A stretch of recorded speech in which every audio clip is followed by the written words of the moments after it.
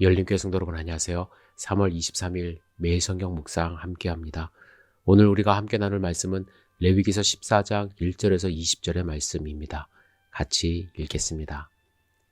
여호와께서 모세에게 말씀하여 이르시되 나병 환자가 정결하게 되는 날의 규례는 이러하니 곧 그 사람을 제사장에게로 데려갈 것이요 제사장은 진영에서 그가 진찰할지니 그 환자에게 있던 나병 환부가 나았으면 제사장은 그 정결함을 받을 자를 위하여 명령하여 살아있는 정결한 새 2마리와 백향목과 홍색실과 우슬초를 가져오게 하고 제사장은 또 명령하여 그 새 하나는 흐르는 물 위 질그릇 안에서 잡게 하고 다른 새는 산채로 가져다가 백향목과 홍색실과 우슬초와 함께 가져다가 흐르는 물 위에서 잡은 새의 피를 찍어 나병에서 정결함을 받을 자에게 7번 뿌려 정하다 하고 그 살아있는 새는 들에 놓을지며 정결함을 받는 자는 그의 옷을 빨고 모든 털을 밀고 물로 몸을 씻을 것이라.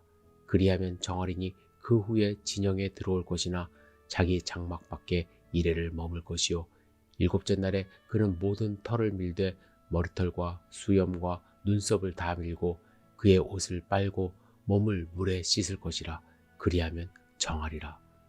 8째 날에 그는 흠없는 어린 숫양 2마리와 1년 된 흠없는 어린 암양 1마리와 또 고운 가루 10분의 3 에바의 기름 섞은 소재물과 기름 1록을 취할 것이요 정결하게 하는 제사장은 정결함을 받을 자와 그 물건들을 회막문 여호와 앞에 두고 어린 숫양 1마리를 가져다가 기름 1록과 아울러 속건제로 들이되 여호와 앞에 흔들어 요제를 삼고 그 어린 숫양은 거룩한 장소 곧 속건제의 번제물 잡는 곳에서 잡을 것이며 속건제물은 속건제물과 마찬가지로 제사장에게 돌릴지니 이는 지극히 거룩한 것이니라.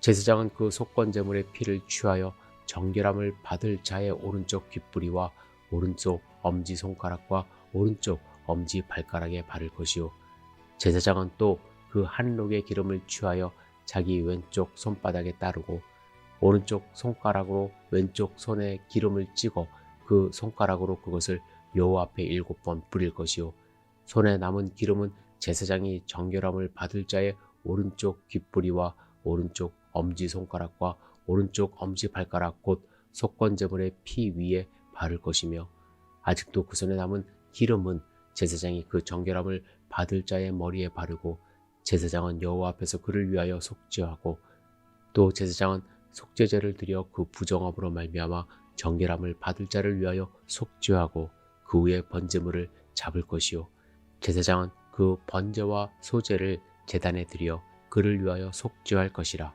그리하면 그가 정결하리라. 아멘. 오늘 본문은 나병에서 나음 입은 자들이 다시 진영에 들어오기 위해 해야 하는 절차들을 말씀합니다. 먼저 제사장에 의해서 진영 밖에서 진단을 받아야만 합니다. 겉으로 나왔다고 해서 함부로 들어올 수가 없었습니다. 확진을 받아야 돼요. 그리고 이어서 어떤 의식을 행합니다. 이 의식에는 비둘기 2마리, 백향목 조각, 홍색실, 그리고 우슬초가 필요합니다.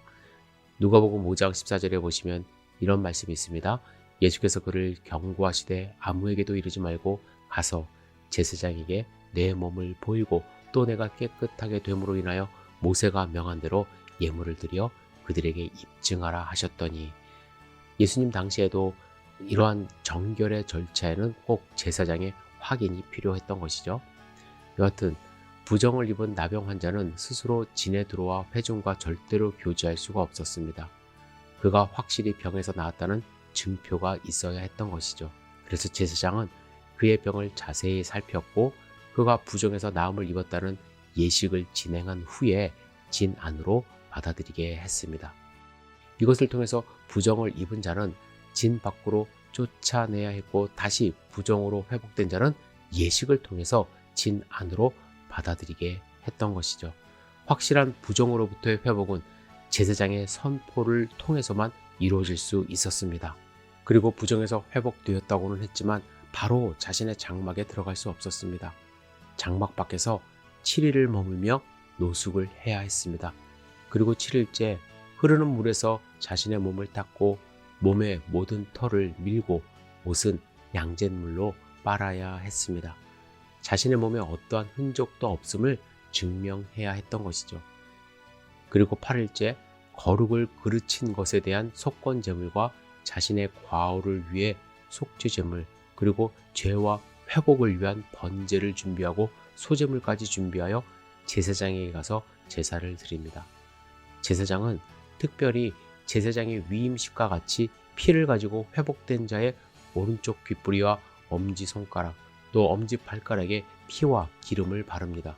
이것을 통해서 환자는 하나님의 음성에 순종하고 옳은 행동과 옳은 길을 갈 것을 다짐하고 성령으로 살 것을 맹세하는 시간을 갖습니다. 여러분, 회복이라는 것을 다시 한번 생각해 봤으면 좋겠습니다. 회복이란 주의 말씀을 깨닫고 그릇된 길에서 돌이킴이 있어야 하는 것이죠.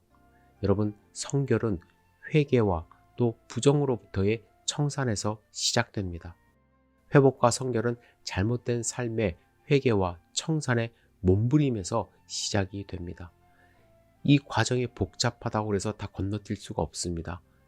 이렇게 부정의 제거가 없으면 참된 거룩은 임하지 않습니다. 본문에 보시면 나병 환자의 회복 의식, 이 절차가 복잡합니다. 이렇게까지 해야 되나 싶을 정도예요. 하지만 하나님이 이렇게 말씀을 하신 이유는 뭐냐면 거룩으로의 회복이 그만큼 중요하고 확실하다는 것을 말씀해 주십니다. 여러분, 우리는 거룩합니까?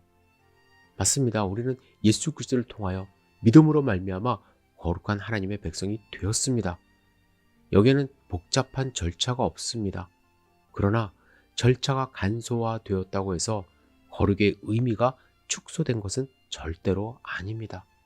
여러분과 저의 거룩한 삶의 의무는 하나님이 부르시는 그날까지 우리에게 있는 것입니다. 우리는 더 이상 이러한 삶 살지 않아, 이 본문 나하고 상관없어 가 아니라 하나님이 이렇게까지 하신 이유를 여러분들 깨달으셔야 돼요. 하나님은 우리 모두가 거룩한 하나님의 백성으로 살아가기를 원하십니다. 더욱 정결하고 깨끗함으로 하나님께 나아가 하나님의 백성으로 충성된 삶을 살아야 하는 것입니다. 여러분, 오늘 하루 어떻게 사시겠습니까? 거룩한 하나님의 백성 되기를 주님의 이름으로 축복합니다. 기도합니다. 전능하신 주님, 나병 환자의 회복되는 과정을 통해서 하나님이 우리에게 원하시는 삶의 모습을 다시 한번 돌이켜봅니다. 거룩한 하나님의 백성 될 수 있도록 주여 함께 동행하여 주시고 좌로나 우로나 치우치지 않는 귀한 삶 살 수 있도록 인도하여 주시옵소서. 예수님의 이름으로 기도드렸사옵나이다. 아멘.